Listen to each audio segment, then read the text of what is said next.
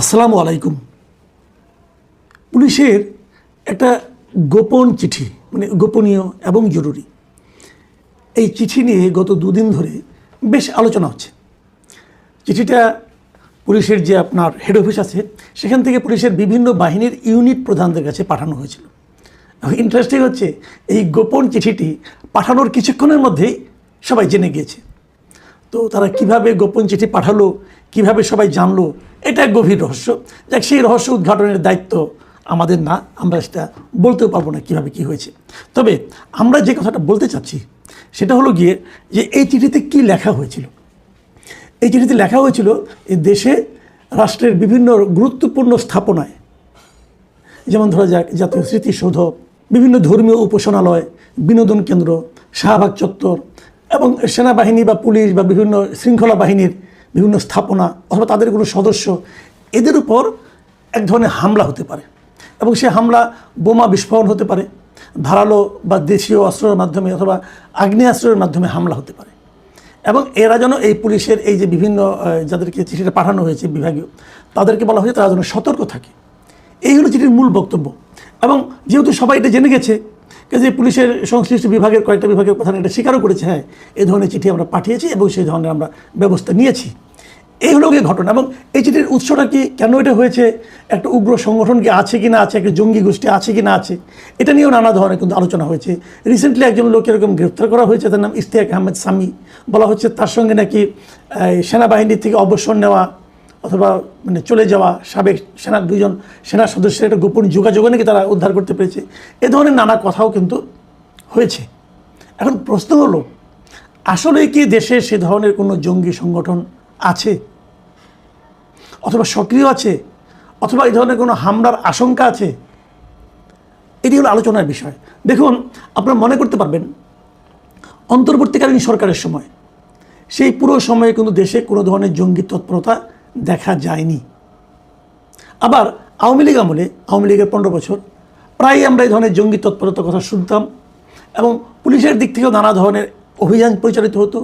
কিছু কিছু লোককে গ্রেফতার করা হতো, অস্ত্র উদ্ধার করা হতো।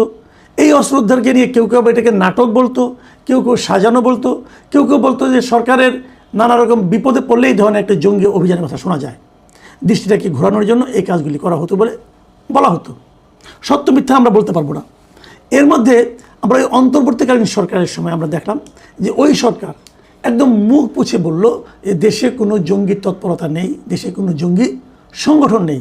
ওই সময় যিনি ডিএমপির কমিশনার ছিলেন শেখ সাজ্জাদ আলী, তিনি তো স্পষ্ট বলেছেন যে, ওনার কথা যদি আপনি শুনেন তাহলে বুঝবেন, উনি বলেছেন দেশে কোনো জঙ্গি নেই। এবং ওই আওয়ামী লীগের আমলে যে সময় যে ঘটনাগুলো ঘটেছিল সেগুলিকে উনি সাজানো নাটক বলে অভিহিত করেছিলেন। একদম ওনার হুবহু ভাষায় আমি যদি আপনাদেরকে পড়ে শোনাই, উনি বলেছিলেন যে আওয়ামী লীগের সময় জঙ্গি নাটক সাজিয়ে ছেলেপেলেদের মারা হয়েছে। কিসের জঙ্গি? এটা কিন্তু ডিএমপি কমিশনার বলেছিলেন।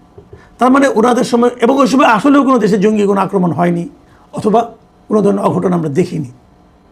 তারপর ইলেকশন হলো, একটা গণতান্ত্রিক সরকার এলো, বিএনপি সরকার এলো, এখন আবার আমরা জঙ্গির কথা শুনতে পাচ্ছি। এখন কোনো তৎপরতা দেখিনি, কিন্তু কথাটা শুনতে পাচ্ছি। এখন পার্থক্যটা তাহলে কী? আমি যদি অন্যভাবে বলি, ভাবুন একবার, আওয়ামী লীগ আমলে ছিল, তার মানে জঙ্গি হিসেবে যারা ছিল তারা আওয়ামী লীগ সরকারকে পছন্দ করতো না। তারপরে অন্তর্বর্তীকালীনে জঙ্গি তৎপরতার কোনো খবর আমরা পাইনি। তার মানে যারা জঙ্গি যদি কেউ থেকে থাকে, তারা অন্তর্বর্তীকালীন সরকার অথবা অন্তর্বর্তীকালীন সরকারের উপর যাদের বেশি প্রভাব তাদেরকে পছন্দ করতো, তারা অন্তর্বর্তীকালীন সরকারকে বিব্রত করতে চায়নি। তারপর যে সরকারটা এসেছে, এখন আবার সেই তৎপরতার কথা আমরা শুনতে পাচ্ছি। তাহলে কি ওরা এই সরকারকে পছন্দ করছে না এমন লোক হতে পারে? তাহলে এখন আমরা যদি দেখি পার্থক্যটা কী? আওয়ামী লীগ আমল, বিএনপি আমল এক ধরনের মিল, আবার অন্তর্বর্তীকালীন সরকার তাদের সঙ্গে জঙ্গিদের একটা মিল। অন্তর্বর্তীকালীন সরকারকে তো আমি বলতে পারবো না সেটা জঙ্গি সমর্থিত সরকার, এটা তো বলা ঠিক হবে না, তাই না? আমরা তো প্রমাণ করতে পারবো না।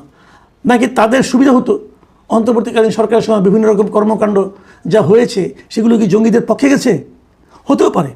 দেখুন, আমি কয়েকটা ঘটনার কথা আপনাদেরকে একটু স্মরণ করিয়ে দিই এবং এগুলো নিয়ে আমরা আলোচনা করতে চাই। কেবল এখান থেকে নানা ধরনের ইঙ্গিত কিন্তু পাওয়া যায়। আপনারা জানেন যে 2024-এর এই জুলাই আগস্টের যে আন্দোলন, এই সময় কিন্তু বেশ কিছু জেলখানা মানে আপনার লুট হয়েছিল, জেলখানাতে কয়েদিরা চলে গিয়েছিল, বিভিন্ন থানা লুট হয়েছিল এবং থানার অস্ত্রাগার ভেঙে অস্ত্রও কিন্তু অনেক লুট হয়ে চলে গিয়েছিল। আচ্ছা, এই অস্ত্রগুলো কারা লুট করেছিল? আপনার আমার মতো সাধারণ মানুষ? তারা অস্ত্র লুট করে কী করবে? তারা অস্ত্র নিয়ে তো রাখতেও পারবে না কোথাও, তারা তো বরং বিপদে পড়ে যাবে। তাহলে কারা অস্ত্র নিয়েছে? যারা অস্ত্র নিয়েছে তারা কি অস্ত্রগুলি নিয়ে তাদের যার যার ঘরের শোকেসে সাজিয়ে রাখবে?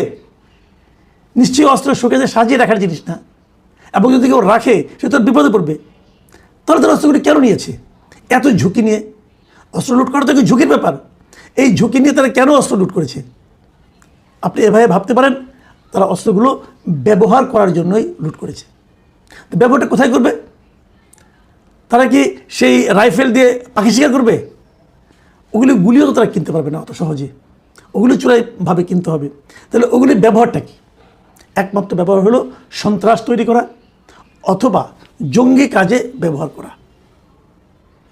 তাহলে আমাদের দেশে এই মুহূর্তে ওই লুট করা অস্ত্র দিয়ে জঙ্গি বাহিনী গঠনের মতো বাস্তবতা আছে।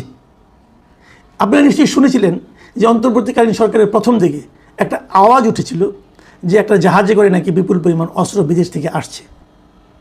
নিশ্চয়ই আপনাদের এটা মনে আছে।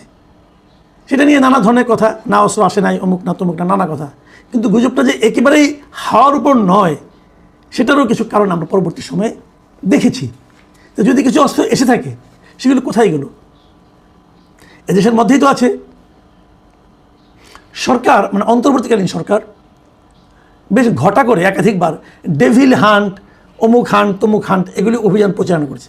তারা কিন্তু এই সময় অস্ত্র উদ্ধারের কোনো পরিচালনা চালা নাই, অস্ত্র উদ্ধারের জন্য কোনো অভিযান করে নাই। তারা বরং আওয়ামী লীগের ওই মাঠ পর্যায়ের ছুটকা ফুটকা নেতাকর্মীদেরকে গ্রেপ্তারে খুব ব্যস্ত ছিল। এদেরকে গ্রেপ্তার করতে হবে, এবং আওয়ামী লীগের যে সমস্ত নেতাকর্মী পাওয়া গেছে প্রত্যন্ত অঞ্চলে, এরা সবাই ডেভিল। তো ডেভিল তো আপনি হান্ট করলেন, ভালোই করেছেন, খারাপ করেন, অনেক করেছেন, সংখ্যায় প্রচুর তারা ওরা ডেভিলকে হান্ট করেছেন। কিন্তু ডেভিলের উইপেন হান্ট করতে পারছেন কিনা সেটা বলেন।